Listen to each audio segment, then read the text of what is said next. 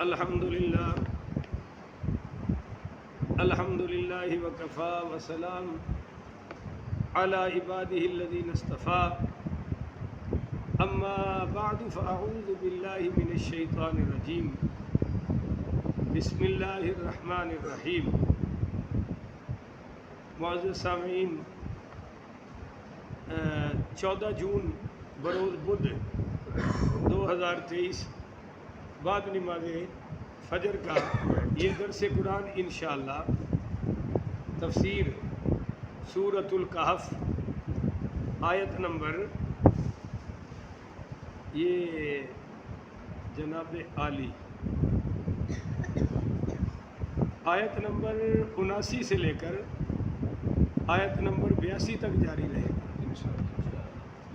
اللہ تعالیٰ سے دعا ہے اللہ کریم شرح صدر کے ساتھ حق سچ بیان کرنے کی توفیق عطا فرمائے، اور اللہ تعالیٰ ہم سب کو عمل والی باتوں پر عمل پیرا ہونے کی توفیق عطا فرمائے۔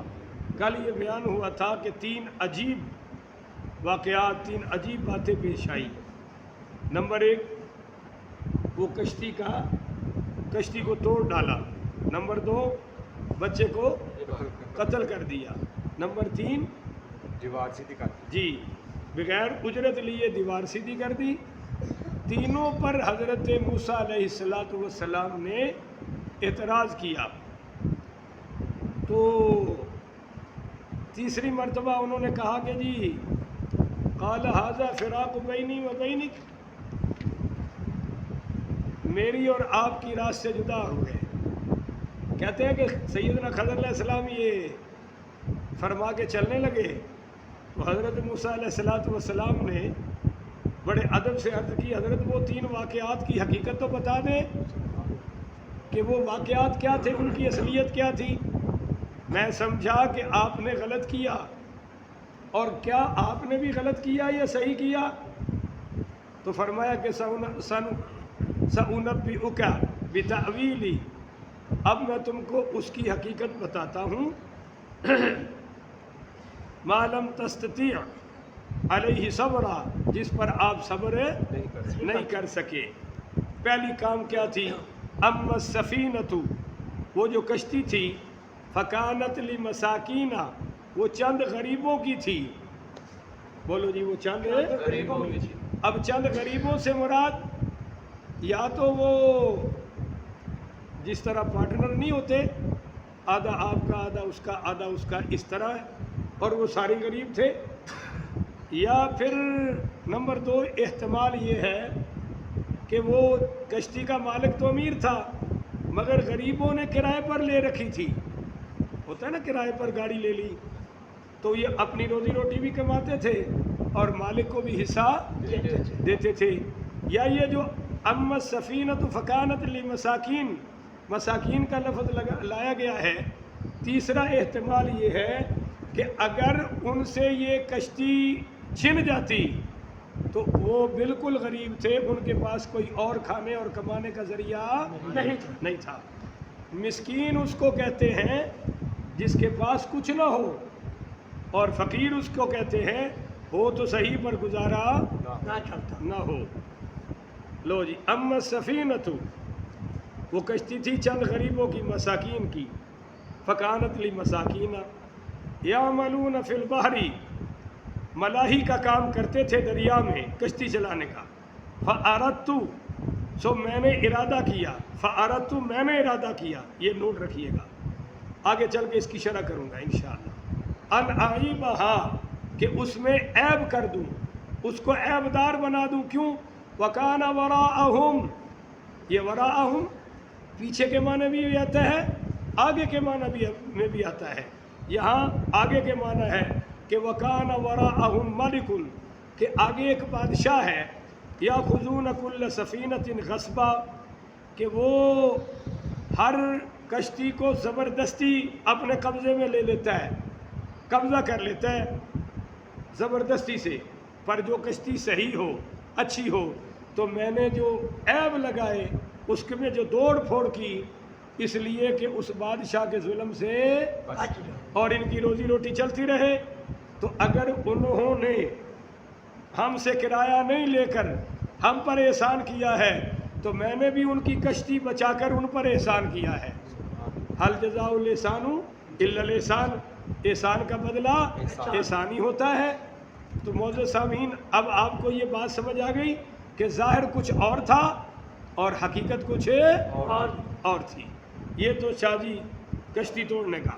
وہ اما الغلام، اور وہ جو لڑکا تھا جس کو میں نے قتل کیا، اس کی حقیقت یہ ہے فکان ابواہ مومنین، کہ اس کے والدین مومن تھے، بچے کے والدین مومن تھے جناب۔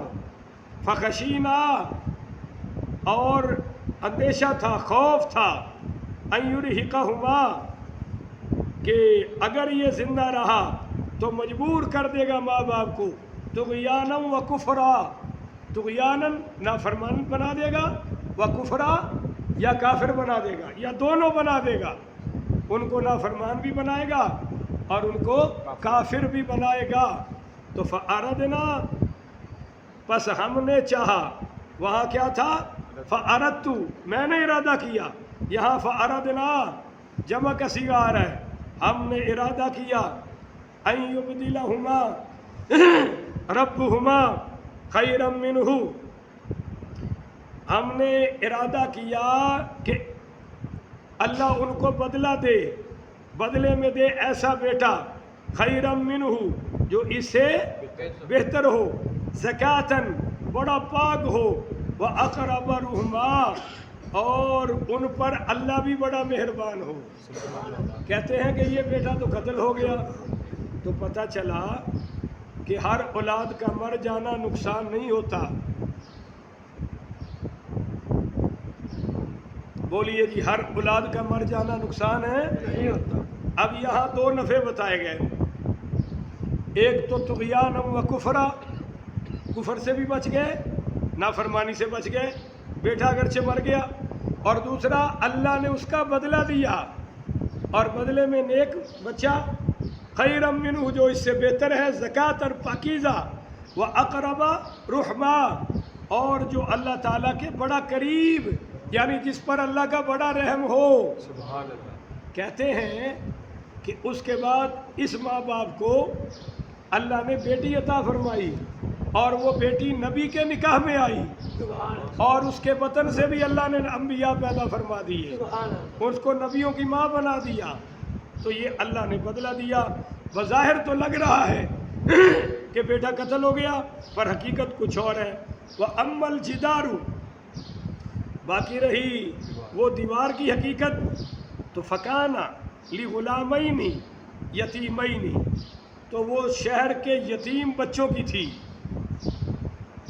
فَكَانَ لِغُلَامَيْنِ، غلامین وہ جوان، یتیمین یتیم، فی المدینتی اس شہر میں، وَكَانَ تَحْتَهُ اس دیوار کے نیچے، کنز لَهُمَا ان کا خزانہ تھا۔ بولو جی، ان کا وہی بچوں کا خزانہ کیسے ہو گیا؟ وَكَانَ أَبُوهُمَا صَالِحًا ان کا باپ بڑا نیک تھا۔ اور یہ باپ کہتے ہیں کہ 7ویں پشت میں کوئی بندہ نیک گزرا تھا، 7ویں پشت میں دادا نیک تھا۔ اس کا اثر یہ ہے کہ اللہ ان یتیموں کی خزانے کی حفاظت فرما رہا ہے۔ اگر وہ دیوار گر جاتی تو لوگوں نے خزانہ لوٹ لینا تھا، کیونکہ وہ تو بچے تھے، وہ تو یتیم تھے، ان کی حفاظت کس نے کرنی تھی؟ تو فَأَرَادَ رَبُّكَ یہاں تیرے رب کا ارادہ ہے، تیرے رب نے ارادہ کیا کہ أَن يَبْلُغَا أَشُدَّهُمَا کہ یہ دونوں بچے اپنی جوانی کو پہنچے، وَيَسْتَخْرِجَا كَنْزَهُمَا اور اپنا یہ دفینہ، یہ خزانہ نکال لیں۔ رحمتم من ربک یہ ان پر ان کے رب کی خاص رحمت تھی۔ پتہ چلا کہ رزق حلال رب کی خاص رحمت ہے، اور رزق حرام اللہ کا غضب ہے، اللہ کا قہر ہے۔ رزق حرام کے ہر لقمے میں لوگوں کی آہیں ہیں، سسکیاں ہیں، بد دعائیں ہیں، اللہ کی نافرمانی ہے۔ اور رحمت من ربک رزق حلال کی اللہ حفاظت بھی کرتا ہے۔ پتہ چلا کہ بندہ نیک ہو تو پڑوسیوں پر بھی اثر ہوتا ہے، بندہ نیک ہو اولاد پر نہیں، پورے خاندان پر نہیں، پورے معاشرے پر اثر پڑتا ہے۔ اور پیران پیر شیخ عبد القادر جیلانی 11ویں والے پیر فرماتے ہیں اگر محلے میں ایک بے نماز ہو اس کی نحوست 40 گھروں تک جاتی ہے، اور جتھے 40 بے نماز ہو نحوست آپ بھی دیکھ لو۔ اب یہ 3 واقعات وما فعلتہ عن امری، یہ میں نے جو کچھ کیا ہے اپنی مرضی سے نہیں کیا، رب کے حکم سے کیا ہے۔ یعنی وہ جو کشتی توڑی رب کا حکم، وہ جو بچہ قتل کیا بولو اللہ کا حکم، اور وہ جو میں نے دیوار سیدھی کی اللہ کا حکم۔ اللہ کے کاموں کی حقیقت کچھ اور ہوتی ہے، بولو صورت کچھ اور۔ بظاہر تو کشتی ٹوٹ رہی ہے، اس میں سبق یہ ہے اگر تمہارے معاملات ٹوٹ جائے، تمہارا دل ٹوٹ جائے تو صبر رکھو، فَإِنَّ مَعَ الْعُسْرِ يُسْرًا، إِنَّ مَعَ الْعُسْرِ يُسْرًا۔ ہر ایک تنگی میں اللہ نے 2 آسانیاں چھپا رکھی ہے، مگر تم اپنی عقل سے اور اپنے علم سے اس کی حقیقت کو پہنچ سکتے نہیں۔ دجالی ٹولہ یہ کر رہا ہے، دجالی ٹولہ یہ جتنا بھی ہے، حکومتی میڈیا سیکولر طبقہ، یہ سب یہ کہہ رہے ہیں اب دیکھو ہر وقت آ رہا ہے جی طوفان آ رہا ہے، طوفان آ رہا ہے۔ کسی نے یہ بھی کہا کہ قرآن کی تلاوت کرو؟ بولتے نہیں آپ نہیں۔ کو کسی حکمران نے کہا توبہ استغفار کرو؟ کیونکہ سارے گھٹالے تو وہ خود کر رہے ہیں، سارے چور تو اوپر بیٹھے ہوئے ہیں، تو چور کیسے توبہ کا حکم کرے؟ اللہ کی طرف رجوع نہیں ہے۔ اب وہ کہتے ہیں ہم نے علاقے خالی کرا لیے بچ جائیں گے، یہ بالکل نوح علیہ السلام کے بیٹے نے کہا تھا ابا جی میں وہ پہاڑ کی چوٹی پہ چڑھ جاؤں گا تو تیرے رب کا پانی میرا کیا کر لے گا؟ کوئی آپ کو سمجھ آ رہی ہے نہیں آ رہی ہے؟ بالکل یہ ہم نے سائن بورڈ اتار لیے، ہم نے آبادیاں خالی کرا لی۔ او ظالمو، او نادانو، بے وقوفو، جب یہ رب کی طرف سے آ رہا ہے تو بچانے والا بھی رب ہی ہوگا۔ سبحان اللہ۔ تمہاری ان تدبیروں سے آج تک کوئی سیلاب سے علاقہ بچا ہے؟ بولتے نہیں ہیں آپ اندازہ کریں وہ جو پچھلا بارشوں والا سیلاب تھا، اتنی امداد آئی ہے، اتنے باہر سے ڈالر آئے ہیں، کسی ایک علاقے کی بھی مرمت ہے؟ وہ غریب جہاں پڑے تھے وہیں پڑے ہوئے ہیں، اور یہ سب کھا پی کے ہضم کر گئے۔ اگر کہیں کچھ لگایا ہے تو اونٹ کے منہ میں زیرہ، خود کھا گئے۔ اب یہ جناب علاقے خالی ہو رہے ہیں۔ ہم یہ واقعات سبق دیتے ہیں کہ یاد رکھو اللہ تعالیٰ کے کاموں میں بظاہر کچھ اور ہوتا ہے اور حقیقت کچھ اور ہوتا ہے۔ بعد آ جاؤ، ہو سکتا ہے اللہ یہ سیلاب یہ عذاب یہ اس لیے بھیج رہا ہو کہ میری طرف رجوع کر لو، سبحان اللہ، توبہ استغفار کرو، سبحان اللہ۔ نہیں تو تمہاری یہ تدبیریں اور تمہاری اوقاتیں اور تمہاری یہ چھوٹی موٹی طاقتیں اور یہ جو فوج کچھ کر رہی ہے، یہ اللہ کے حکم کے آگے کوئی بھی بند باندھ سکتا۔ تو دجالی تہذیب کا یہ کردار ہے، اور قرآن ہمیں یہ کردار عطا فرما رہا ہے۔ بظاہر بچہ مر جائے بڑا نقصان ہے، پر اللہ کہتا ہے میں نے دیا، میں نے لیا، میں اور بھی دے دوں گا، مجھ پر امید تو رکھو۔ اور جب اللہ کسی کے مال کی حفاظت کرنے پر آ جائے تو اشاروں سے ولیوں سے دیواریں سیدھی فرما دیتا ہے۔ سبحان اللہ۔ حفاظت اللہ پہ چھوڑو۔ تو کہا وما فعلتہ عن امری، اب یہاں وہ ارادے والی، جب کشتی توڑی تو کہا فاردت، میں نے ارادہ کیا، کیوں کہ یہ توڑ ہے، یہ بظاہر نقصان ہے، اس میں نسبت اپنی طرف کر دی، اللہ کی طرف نہیں کی۔ جیسے حضرت ابراہیم نے فرمایا اذا مرضت، جب میں بیمار ہوتا ہوں، فہو یشفین، تو وہ شفا دیتا ہے۔ سبحان اللہ۔ حالانکہ جملہ تو یہ بنتا ہے بیمار بھی وہ کرتا ہے، شفا بھی، پر جو اللہ کے عاشق ہوتے ہیں وہ عیب کی نسبت اللہ کی طرف جانے ہی نہیں دیتے۔ بیماری عیب ہے، نسبت اپنی طرف کر لی. یہاں کشتی توڑنا عیب ہے، نسبت اپنی طرف کر لی. اور وہ جو بچے کا قتل کا معاملہ آیا تو فَأَرَدْنَا جمع کا صیغہ ہے. کیوں؟ اس میں بچے کا قتل کرنا اپنا ارادہ اپنی طرف نسبت کر لی، مگر اس بچے کے بدلے میں جو بہتر ملنا تھا اس کی نسبت پھر اللہ کی طرف کر دی. اور وہ جو خزانہ بچانے کی باری آئی، دیوار سیدھی کرنے کی، تو سیدھا کہا فَأَرَادَ رَبُّكَ، ارادہ کیا تیرے رب نے، سبحان اللہ. کیونکہ اس میں خیر ہی خیر ہے، کمال ہی کمال ہے، تو ساری نسبت ہے رب کی طرف.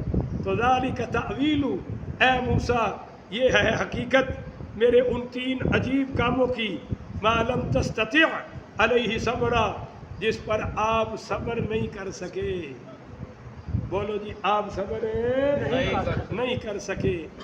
اب یہاں جو ایک بات تو واضح ہو گئی کہ کام ہو بظاہر شریعت کے خلاف تو نبی بھی صبر کر سکتا.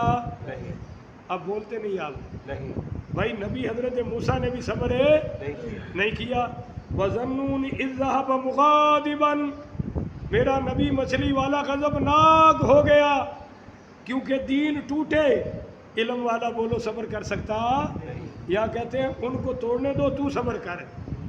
کوئی دین توڑے، سنتوں کے خلاف عمل کرے اور وہ بھی اللہ کے گھر میں آ کر کہتا ہے تو صبر کر، تو بھائی صبر ہوتا نہیں.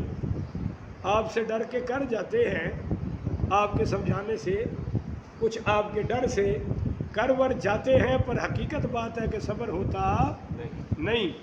کہ جب سے آیا ہوں یہ کہہ رہا ہوں کہ بھائی پہلے ہی بیٹھ جاؤ، نہیں بیٹھتے. دل پہ چوٹ تو لگتی ہے پر صبر کر جاتے ہیں کہ بھائی بتا دیا مسئلہ، سمجھا دیا، آگے ان کی مرضی. کہ حیا علی الفلاح پر کھڑے ہونے کا حکم ہے، حیا علی الفلاح پر سیدھی صفے سیدھی کرنے کا حکم ہے. اللہ کی قسم نہیں ہے، یہ دین کی وہ نافرمانی جو اللہ کے گھر میں ہو رہی ہے. سنتے توڑی جا رہی ہیں اللہ کے گھر میں، صفے پہلے سیدھی ہوتی ہیں. حیا علی الصلاح پر وہ بھی نہیں، حیا علی الفلاح پر کھڑے ہونا چاہیے.